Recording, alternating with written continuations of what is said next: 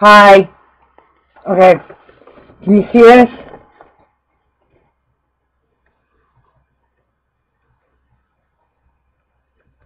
Whoop, close up.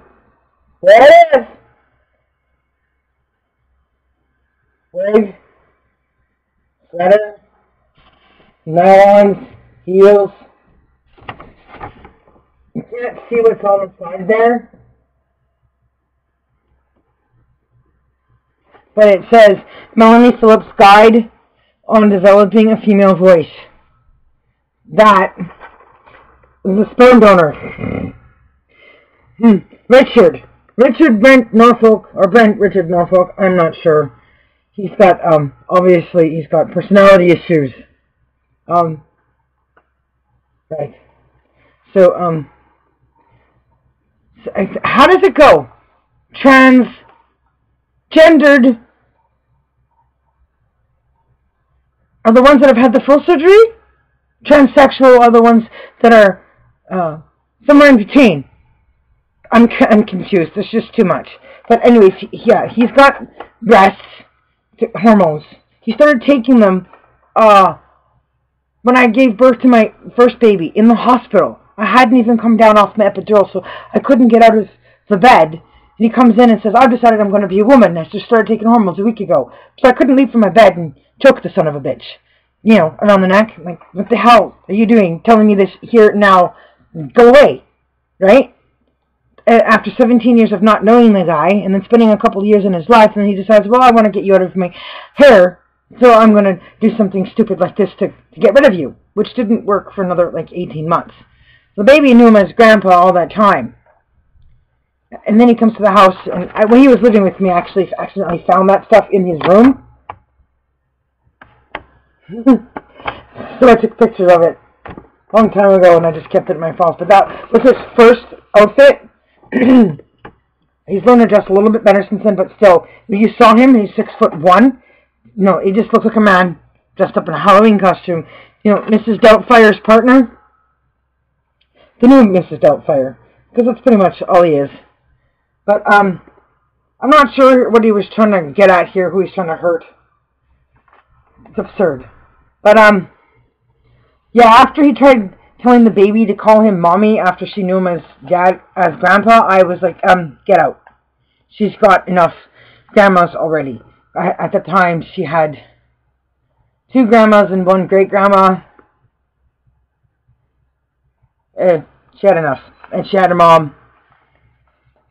She needed a grandpa. She doesn't have one. Anyways, this poem is called Daddy. I wrote it a long time ago. So I'm just going to say it for you guys. Because, Daddy, what kind of secret could you have that's so bad? What did you do that you would think we'd never forgive you for? Tell me, what went through your mind the moment you thought walking out on me was so kind? Daddy, oh Daddy, what did you do? Daddy, oh Daddy, I used to love you. I was so angry with her, not just with you. I never would have bit you if I knew leaving is what you'd do. I was only 3 years old when we were torn apart. I wasn't trying to be cold. I was just being smart. Daddy, oh Daddy, what did I do? Daddy, oh Daddy, I used to love you. I became more and more like you each and every day, for that was the only way I could keep you alive in my memory, somehow as I went throughout my life, with the hope that you'd come back someday and never go away. Daddy, oh Daddy, what did you do? Daddy, oh Daddy, I used to love you. I screamed for you once, when Mommy and I had a fight. It was you that I was needing to love me and hold me tight. I never mentioned you again after that night, because it was then that I suddenly realized how stupid the whole thing was. I had a gift Mommy would never understand, and a Daddy who would never be there to give me a helping hand. So I knew from this point on, alone is where I'd stand. For my family? Just didn't understand me. A few tried, but they just never would. Daddy, oh Daddy, what did I do? Daddy, oh Daddy, I used to love you. You were the only one that I believed never hurt me, until I was old enough to understand you did something that's much worse. You deserted me.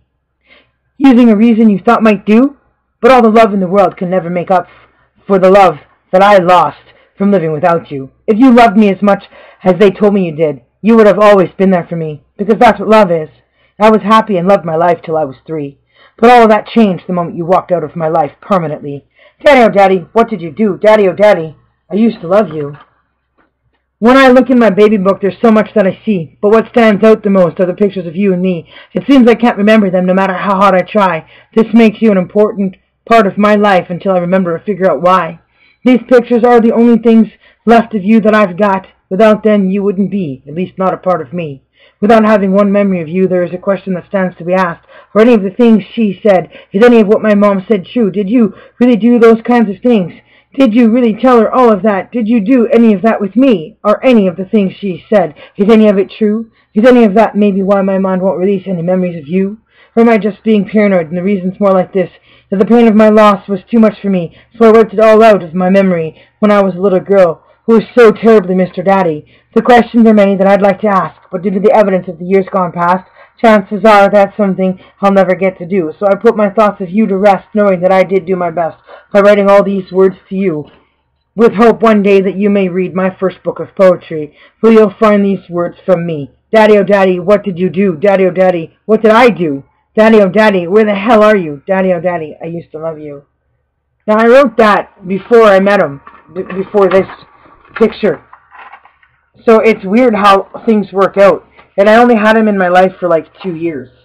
Then he moved out of where he was living, and he said, oh, I'll stay in touch, and moved in some guy's place in Brampton or whatever. I guess he wants to be taken care of. The family history. I don't know any of his family. He's got a brother that's died already. I don't know what he was sick with. And he has another brother who's got a kid I've never met. So I have an uncle. I don't know. So I don't use the family name because I'm an orphan. I've always felt like one my whole life. There's nothing else to explain it. I had one grandfather who's died. I never got to meet. I tried to meet them once, but they wouldn't wait an extra 15 minutes for the next bus to arrive. I wasn't worth waiting for. I was coming from down by, well, way down in south side. Was it in Vancouver? Marine Drive. And they went to a coffee shop. I missed the bus. I caught the bus after that. 15 minutes. They wouldn't wait. The coffee person said, yeah, they were here. They sat there and they waited and they left. And I never saw another chance to see them. That was it. Now, I don't even know if she's alive. Ella Norfolk. Clueless. But, yeah, the whole thing is very... It's a book and hopefully a movie. At the very least, it's a book. But the name of the book is... well, it's Generation X. But I think there's something out there called that now, so I don't know. But it's relative to my history. Generation X, you know, XYZ. The last generations. Under the bridge, where I spent much of my years. I've spent many years under bridges across this country. All over bridges watching suicides. But that's in the book, which you can see later. Anyways, that's Daddy. Yeah, he goes by Susan, but his name is Richard Brent Norfolk or Brent Richard Norfolk.